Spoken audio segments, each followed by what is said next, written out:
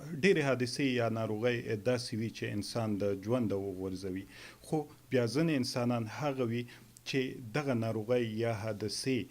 ورته جرأت ورکړي، همت ورکړي او بیا هغې خپله دغه ناروغي یا معذوري د نورو انسانانو په ګټه راولي. سلمان خان خلیل هم د هغه زلمو نه دی چې د پولیو ناروغه دی، خو د دغه ناروغۍ باوجود په ویل چیر یا په کرسۍ ناست دغه ځوان خپل د دغه معذورۍ باوجود یو لوی ګټور کار کړی دی چې د دغه کار نه ټول معذوران ګټه پورته کولی شي. دا وخت سلمان خان خلیل سره ناست یم، د دې نه پوښتنه کوم وړومبی که تاسې راته ووایئ چې دغه کوم سافټویر تاسې جوړ کړی دی، په دې هکله زموږ اوریدونکي خبر کړئ چې دغه سافټویر څه شی دی او د دې نه څنګه ګټه پورته کولی شي نور معذوران. مونږ یو داسې سافټویر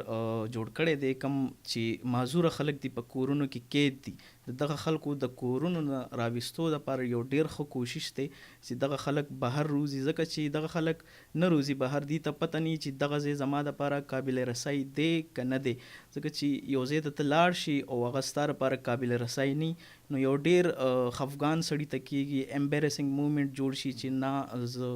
بیا دوباره هغه خلک هغه ځایونو ته نه ځي، اړو د کوره نه روزي. نو موږ غواړو چې دغه خلک د کوره روباسو، دې خلکو ته هم په کور کې په خپل بیډ کې په خپل لاس موبایل کې ورته دا فیسیلیټي ورکړی شي چې او دغه ځای ستا لپاره اکسیسیبل دی، ته تلی شي ښه په ارام، تا ته د چا ضرورت نشته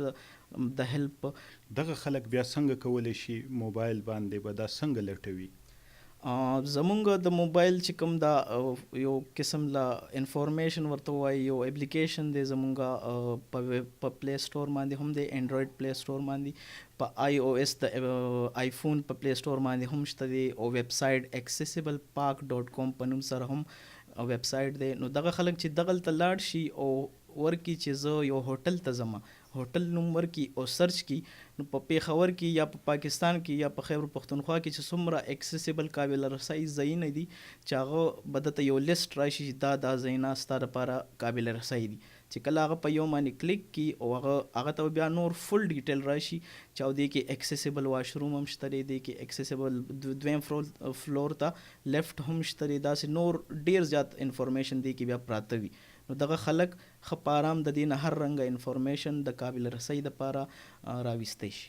سمه ده، خو څومره وخت واخیسته دغه سافټویر باندې تاسې چې کوم وخت لګولی دی که دا راته ووایئ؟ په دې باندې 3-4 میاشتې ولګېدې، موږ پې لګاتار شپه ورځ کار کړی دی. نو دغه سافټویر انشاءالله بس عنقریب به لایو شي په اینډرایډ سټور باندې، په آی او ایس سټور باندې او ویب سایټ باندې. را روان وخت کې آیا نور هم کومه منصوبه شته چې د معذورانو دپاره نور هم په دغه میدان کې څه داسې هدف ستاسې وي هغه راسره هم شریک کړئ؟ زمونږ چې کوم ټیم دی هغه د وخت سره لګیا دی، هم په دې قابل رسۍ باندې کوشش کوي چې دغه خلک چې کوم معذوره دي دا د ژوند په هر ځای کې انوالو شي،